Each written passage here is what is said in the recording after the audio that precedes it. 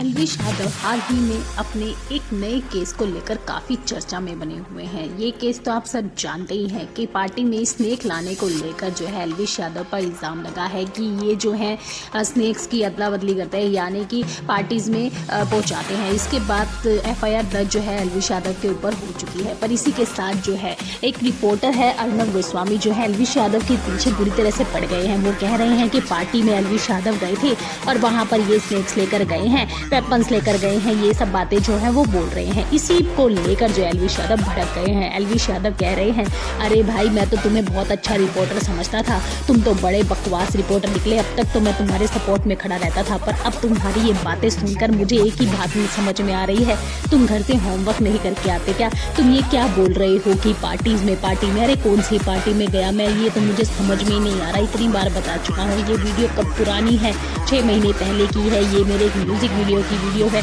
और तुम लोग इसे पार्टी से कनेक्ट कर रहे हो। इससे अच्छा तुम अपना घर से थोड़ा होमवर्क करके आया करो। बिना होमवर्क आओगे तो ऐसे ही लात घुसे खाओगे। पर वही साथ के साथ जो एल्विश यादव ने एक और चेतावनी दे दी है। एल्विश यादव ने कह दिया है कि अब तो तुम्हारे ऊपर भी डिफेमेशन का एक मैं एफआईआर दर्ज कराऊंगा ही कराऊंगा। तुम लोग जिस तरह से मुझे गलत तरीके से डिफेम कर रहे हो, गलत तरीके से जो मेरे तरफ उंगलियां उठा रहे हो और मेरे बारे में उल्ट शुल्ट बातें बोल रहे हो, अब मेरे बर्दाश्त से बाहर हो चुका है। पहले तो मैं इन सब बातों को इग्नोर कर दिया करता था, पर अब नहीं करूंगा। अब बहुत ज़्यादा हो रहा है। तुम मेरे नाम पर जो हाइप लेना चाह रहे हो, मैं बिल्कुल भी नहीं लेने दूंगा। अब तो तुम्हारी बारी है। ये क्या बातें बकवास कर रहे हो? बिना होमवर्क कर जो तुम उठकर आ जाते हो और बाद में फालतू की बकवास से आकर जो मीडिया की यानी कि टेलीविजन पर आकर बोलने लग जाते हो बिना कुछ सोचे समझे। अब ये सब तुम पर भारी पड़ने वाला है। वैसे एल्विश यादव जो है इन सब चीज़ों को लेकर काफ़ी गुस्से में आ चुके हैं, क्योंकि उनका नाम बुरी तरह से खराब किया जा रहा है।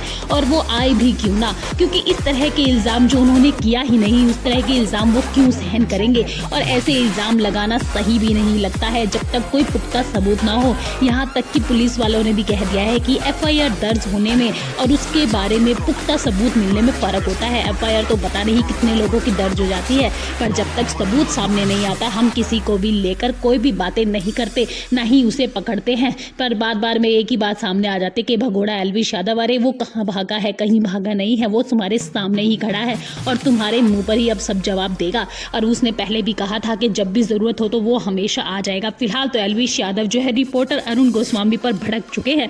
अब उनकी बारी है एल्विश यादव के तीखे सवालों का जवाब देने की।